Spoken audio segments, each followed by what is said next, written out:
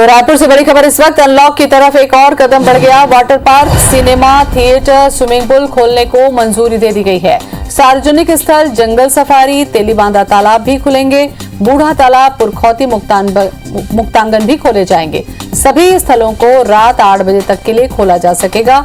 Cinema hall, theatre 50% क्षमता के साथ ही खुलेंगे। धरना प्रदर्शन, रैली, सभा, जुलूस पर प्रतिबंध जारी रहेगा। सांस्कृतिक, राजनीतिक, खेल आयोजन पर भी बैन जारी है। रायपुर में रात 8 से सुबह 6 बजे तक नाइट कर्फ्यू रहेगा। रायपुर कलेक्टर ने इसके आदेश जारी कर दिए हैं। तो अनलॉक की तरफ एक कदम और बढ़ाते हुए सुविधाएं दी गई हैं।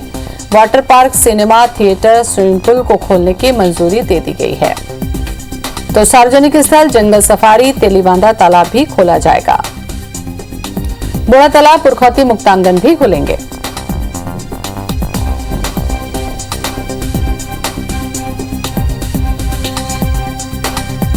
और इसी खबर पर ज्यादा जानकारी के लिए हमारे साथ जुड़ रहे हैं हमारे संवाददाता तहसीन जैदी।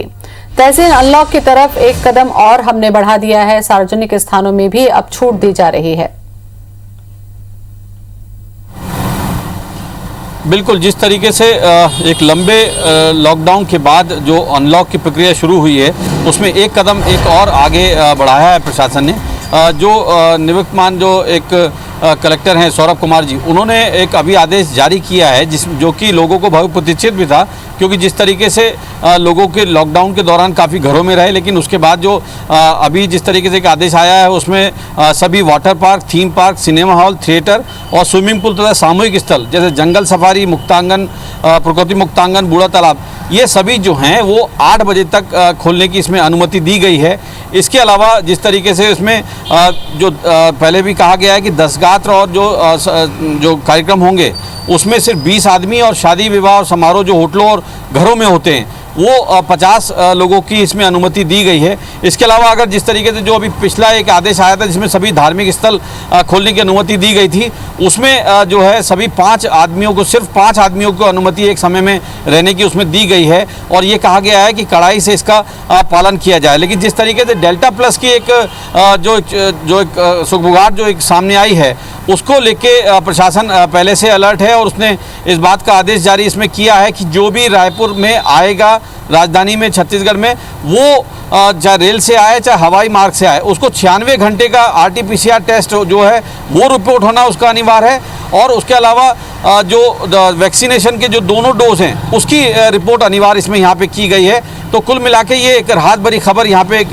लोगों के लिए आ रही है, शहरवासियों, खासतौर से राजधानी वासियों के लिए, कि जितने भी सार्वजनिक स्थल हैं, जंगल सफारी, बूढ़ा तालाब और ये जो मरीन ड्राइव और प्रकृति मुक्तांगन, ये बात ठीक है कि संक्रमण कम हो गया है, अनलॉक के लिए एक कदम दर कदम हम बढ़ते जा रहे हैं, लेकिन चुनौतियां भी हमारे लिए कम नहीं हुई है, क्योंकि डेल्टा प्लस जो वेरिएंट का सुगबुगाहट देखने को मिल रहा है, अगर इतनी सारी भीड़ वापस सड़क पर उतर जाएगी तो फिर रोकना बड़ा मुश्किल होगा।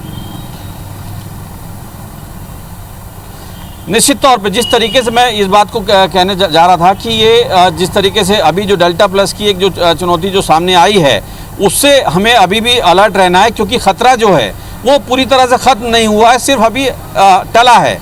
लेकिन इसको इस बात के लिए राजधानी समेत पूरे प्रदेश की आम जनता और ख़ास को समझना होगा कि ये अभी खतरा पूरी तरह से ख़त्म नहीं हुआ है। तो यहाँ पे अगर आप जाते हैं, बहुत ज़्यादा ज़रूरी हो तो ही वहाँ पे जाएं, और जिस तरीके से जो प्रशासन के जो नियम हैं, जो गाइडलाइन है, उसका पालन करें। यहाँ पे एक बार फिर IPC 24 भी राजधानी समेत पूरे प्रदेश की आम जनता से इस बात की अपील भी करता है कि बहुत ज़्यादा अगर ज़रूरी हो तो ही निकलें, क्योंकि अभी जिस तरीके से पहले हमने इस बात को कहा कि अभी जो खतरा है वो ख़त्म पूरी तरह से नहीं हुआ है, अभी सिर्फ टला है, लेकिन उसी के चलते शासन प्रशासन की जो गाइडलाइन है उसको पालन करना ही सावधानी जो है, उसी में सुरक्षा है। जी बिल्कुल। और हमें लगता है तहसीन कि जिस तरीके से वैक्सीनेशन हो रहा है, हमें लगता है कि जल्द से जल्द जितनी भीड़ खोली जा रही है या अनलॉक की तरफ हम बढ़ रहे हैं, उतनी ही तेजी से हमें वैक्सीन के लिए भी जाना होगा। आपको लगता है ये चीज जरूरी होगी? निश्चित तौर पे जिस तरीके से जो वैक्सीनेशन के लिए जो प्रशासन जो है वो लगातार प्रेरित कर रहा है लोगों को आगे आके वैक्सीनेशन के लिए, क्योंकि जितनी ज़्यादा वैक्सीनेशन हो गया उतना खतरा कम होगा। लेकिन जिस तरीके से लोग अभी बाज़ारों में हम देख पा रहे हैं यहाँ पे ज्योति जी, लोग अभी भी लापरवाही करना उन्होंने शुरू कर दिया है। हालांकि प्रशासन जितना कर रहा है, क्योंकि प्रशासन, जैसा कि हमने पहले भी हम कहते रहे हैं कि प्रशासन को कोई शौक नहीं होता है कोई, क्योंकि लॉकडाउन लगा है या किसी तरह की कोई प्रतिबंधित लगा है, ये हमको समझना होगा, क्योंकि हम लोगों की और जो लोगों की जो गलतियां हैं उससे ये प्रशासन बिल्कुल। दूसरी जो लहर आई थी तहसील, उसमें भी हमने देखा दूसरी लहर जो आई थी इतनी घातक थी वो लहर की 2 से 3 दिनों में लोगों की जान गई। तो उसको हमें भूलना नहीं चाहिए। उसको ध्यान में रखते हुए आप अनलॉक की तरफ बढ़िए, लेकिन थोड़ी सी सावधानी व्यक्तिगत करिए, क्योंकि इसका संक्रमण जो होगा वो सीधे आपके और आपके परिवार को नुकसान पहुंचाएगा। शुक्रिया आपका जानकारी के लिए।